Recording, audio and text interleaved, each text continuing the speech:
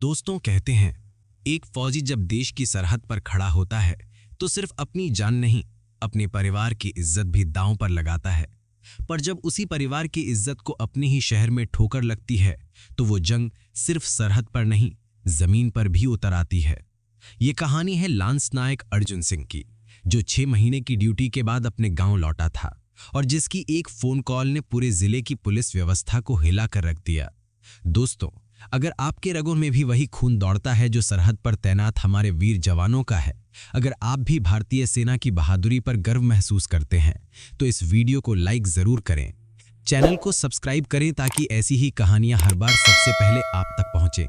और हाँ, कमेंट में जय हिंद लिखकर हमारे फौजियों को अपना सलाम जरूर भेजें।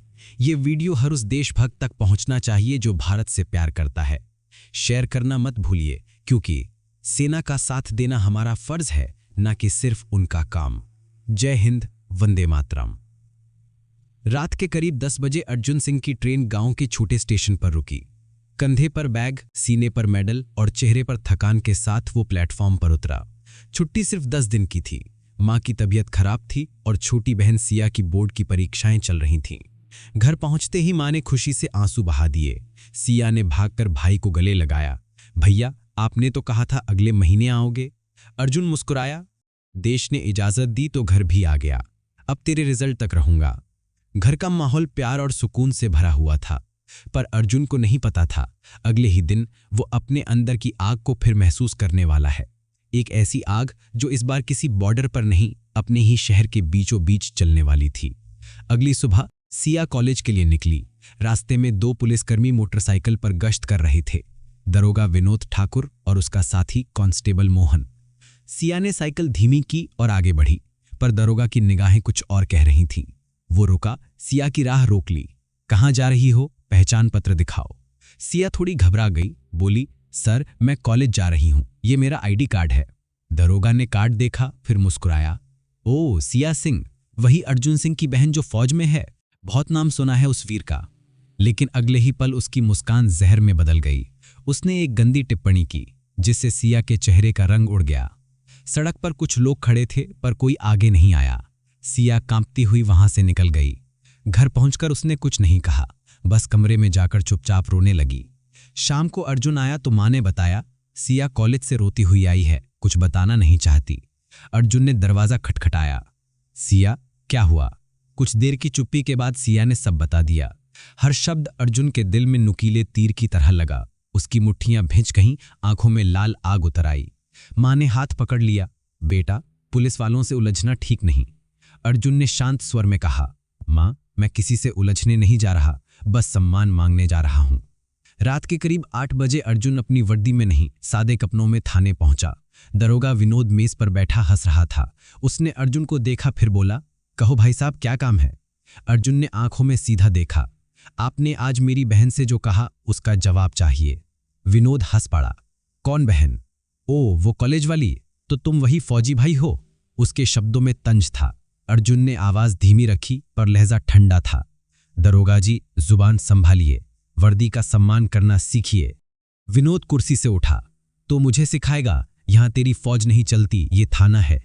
थाने के अंदर माहौल गर्म हो गया। अर्जुन चुप रहा। उसने बस एक वाक्य कहा, कल सुबह तक आप खुद सलाम करेंगे, याद रखिएगा। विनोद ने ठहाका लगाया। जा बेटा, तेरी फौज भी आ जाए तो कुछ नहीं बिगाड़ सकती। अर्जुन बिना कुछ बोले बाहर निकल गया, पर उस रात उसने एक कॉल किया।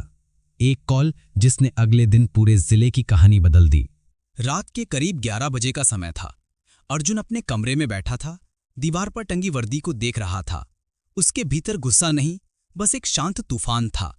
वो तूफान जो बोलता नहीं, लेकिन सब बदल देने की ताकत रखता है। उसने धीरे से मोबाइल उठाया, एक पुराना कॉन्टैक्ट खोला, मेजर राठौर। फिर कॉल बटन दबा दिया। लाइन के उस पार से भारी आवाज आई, अर्जुन, कहाँ है तू भाई? छुट्टी पर गया था ना? अर्जुन बोला, जी सर, घर पर हूं, लेकिन एक बात बतानी है। क्या हुआ? अर्जुन की आवाज भर्राई हुई थी। सर, आज मेरी छोटी बहन के साथ बसूमकी हुई है, वो भी एक दारोगा ने की है। राठौर कुछ सेकंड चुप रहे, फिर बोले, नाम बता, थाना कौन सा? अर्जुन ने सब कुछ विस्तार से बताया। दारोगा विनोद ठाकुर, थाना कोरईगंज। लाइन कुछ पल के लिए सन्न हो गई। फिर मेजर राठौर ने कहा, अर्जुन, तू शांत रह, सुबह तक मामला संभाल लिया जाएगा, बस तू कुछ मत करना। अर्जुन ने जवाब दिया, जी सर, मैं आपके आदेश का इंतजार करूंगा। फोन कट गया। लेकिन अब उस रात सिर्फ अर्जुन नहीं जाग रहा था, पूरा मिलिट्री नेटवर्क अलर्ट हो चुका था। सुबह 7:30 बजे थाने के बाहर चाय की दुकान पर हमेशा की तरह भीड़ थी। दारोगा विनोद ठाकुर अपनी कुर्सी पर बैठा हंसते हुए अखबार पढ़ रहा था। उसके साथी मोहन ने पूछा, साहब, कल वाला फौजी फिर तो नहीं आया? विनोद ने ठहाका लगाया, अबे रहने दे, वो भी समझ गया होगा पुलिस से पंगा नहीं लेना चाहिए। इतना कहकर उसने अखबार पलटा ही था कि थाने के बाहर अचानक 3 गाड़ियों का काफिला रुका। पहली गाड़ी से उतरते ही पूरा माहौल बदल गया। गाड़ी के नंबर पर लिखा था आर्मी HQ फील्ड लियाजॉन। थाने के बाहर सन्नाटा छा गया। दरवाजे से अंदर आए कर्नल अजय राठौर, वही जिनसे रात को अर्जुन ने बात की थी। उनके साथ 2 लेफ्टिनेंट और एक आर्मी लीगल ऑफिसर थे। दारोगा उठकर आधे मन से बोला, जी आप लोग? कर्नल की आवाज में ठंडक थी, पर आंखों में गुस्सा साफ झलक रहा था। दारोगा विनोद ठाकुर, जी मैं ही हूं। कर्नल ने टेबल पर एक फाइल फेंकी। ये वही लड़की की शिकायत है जिससे तुमने कल सरेआम गंदी भाषा में बात की थी। वो लड़की एक सैनिक की बहन है और तुमने वर्दी के सम्मान को ठेस पहुंचाई है। विनोद के चेहरे से मुस्कान गायब हो गई। देखिए साहब, कोई गलतफहमी है, हमने तो बस। कर्नल ने बीच में रोक दिया, गलतफहमी?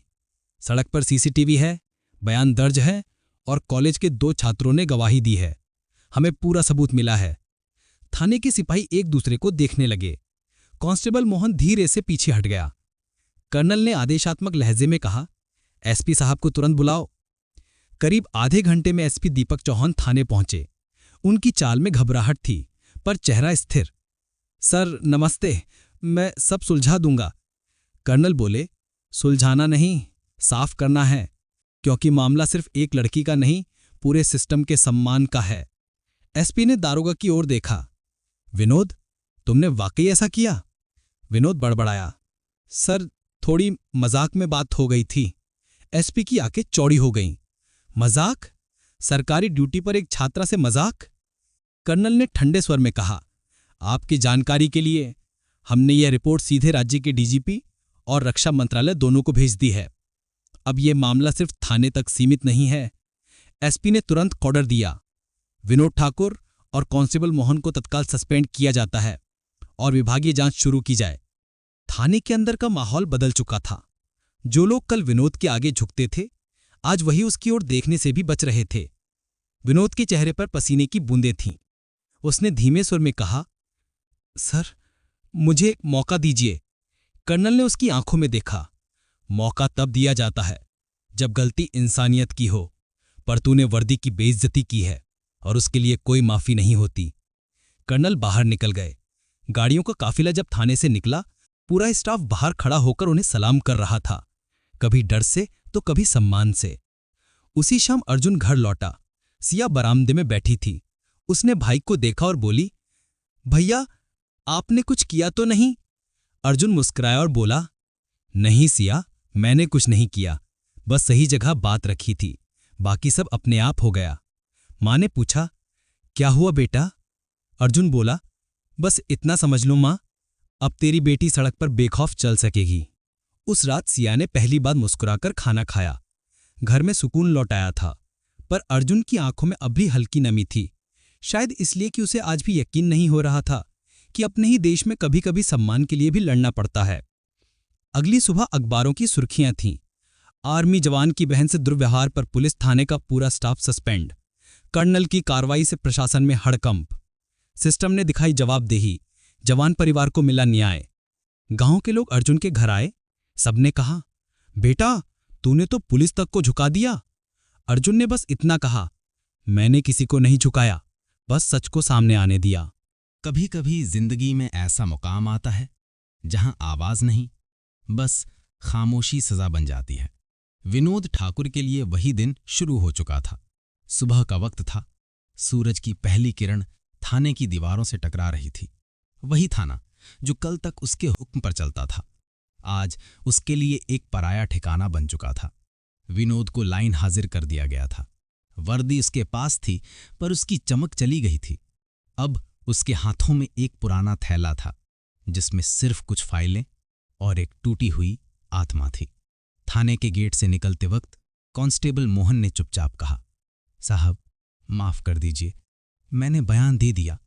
विनोद मुस्कुराया, तूने सही किया मोहन, गलती मेरी थी और हर गुनाह की कीमत तो चुकानी ही पड़ती है।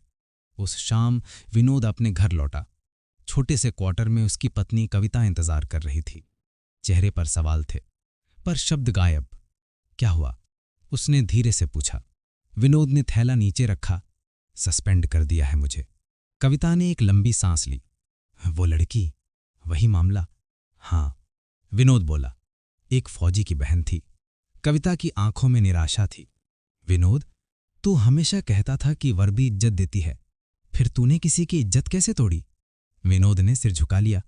मुझे लगा मैं मजाक कर रहा हूं, पर अब समझ में आया, किसी के आंसू कभी मजाक नहीं होते। घर में सन्नाटा था। कविता ने आगे बढ़कर कहा, जो हुआ सो हुआ, लेकिन अब तू वही करेगा जो सही है। माफी मांगेगा खुलेआम। विनोद चौंक गया। पब्लिक में? मैं? कविता ने कहा, हां, अगर तू सच में शर्मिंदा है तो दुनिया को दिखा कि इंसानियत अभी बाकी है। विनोद की आंखें भर आईं।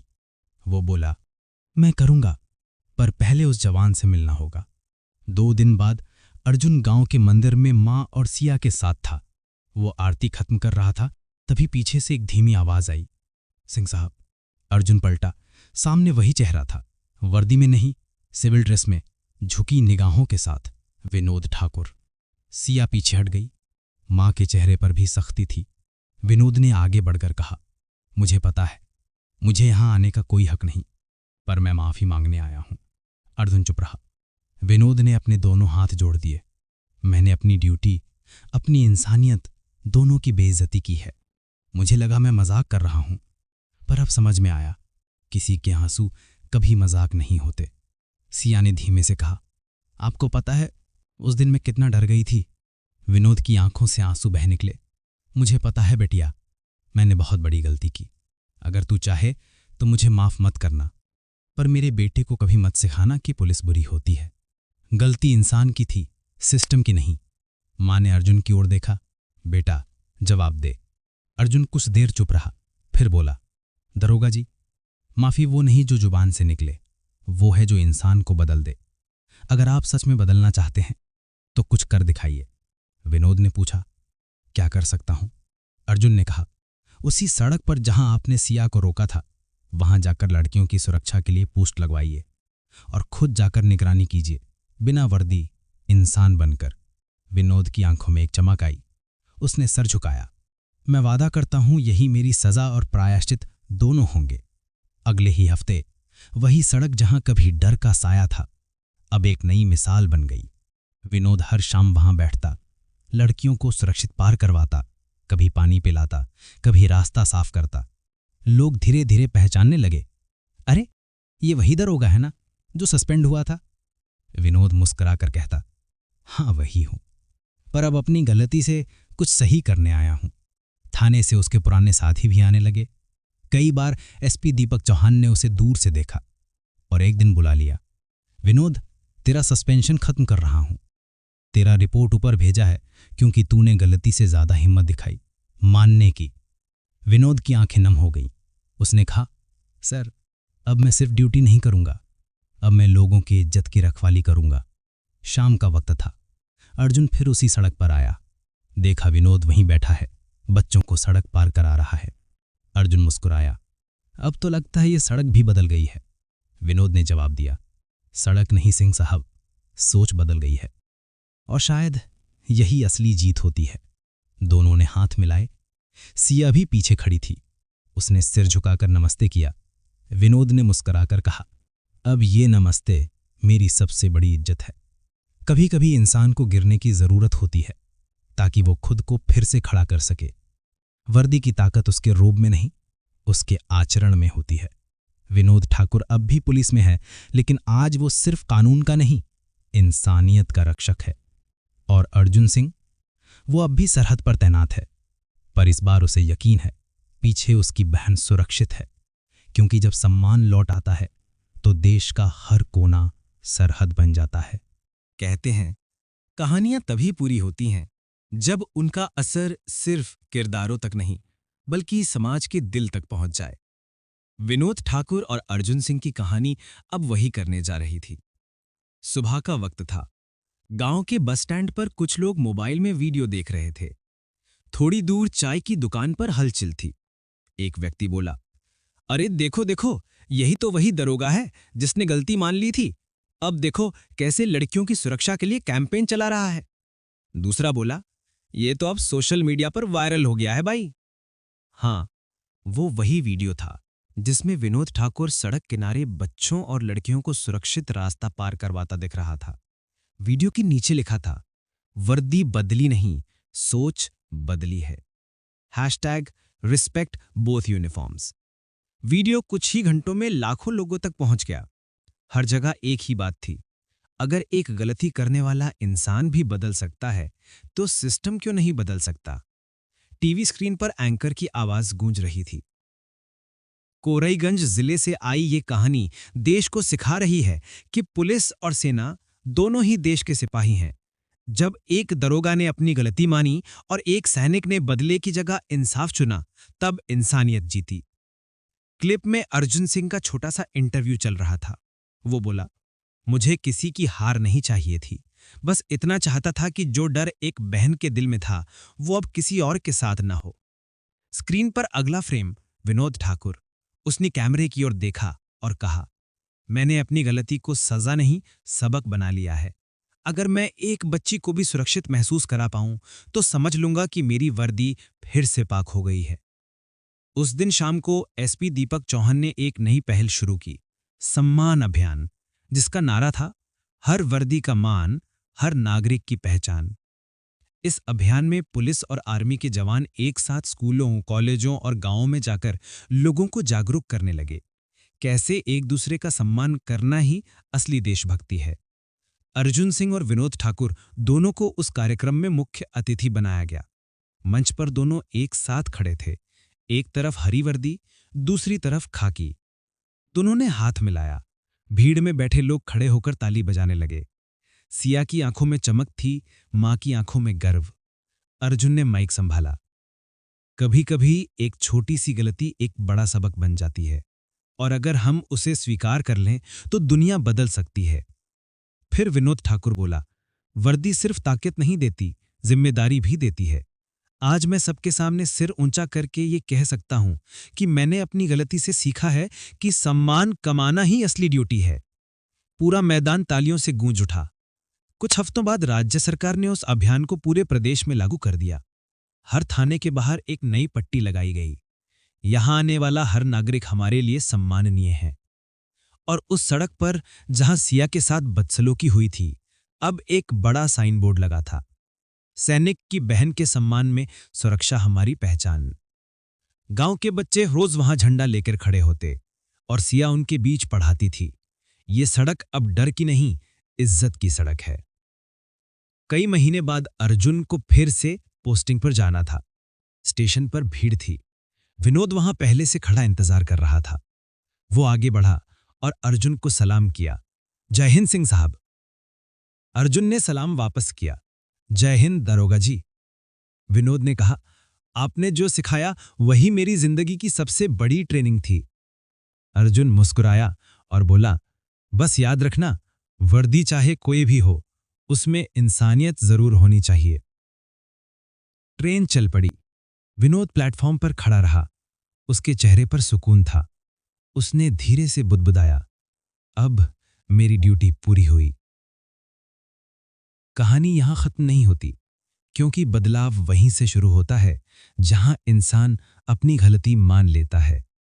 आज कोरईगंज की वो सड़क एक प्रतीक बन चुकी है, जहां एक सैनिक की इज्जत और एक दरोगा की पश्चाताप ने देश को सिखाया कि सम्मान किसी रैंक का नहीं होता, वो तो इंसानियत का दर्जा है।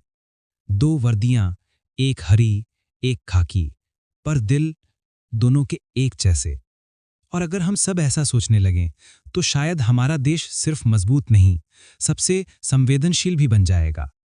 अगर आपको ये कहानी पसंद आई हो तो लाइक कीजिए, शेयर कीजिए ताकि और लोग समझें कि वर्दी की असली ताकत उसकी इंसानियत में है। कमेंट में बताइए आपके हिसाब से कौन सी वर्दी सबसे बड़ी है, खाकी या हरी या दोनों बराबर। और हाँ, ऐसी ही कहानियां सुनने के लिए सब्सक्राइब करना मत भूलिए, क्योंकि हर कहानी सिर्फ सुनने के लिए नहीं होती, कुछ कहानियां बदलने के लिए होती हैं। जय हिंद।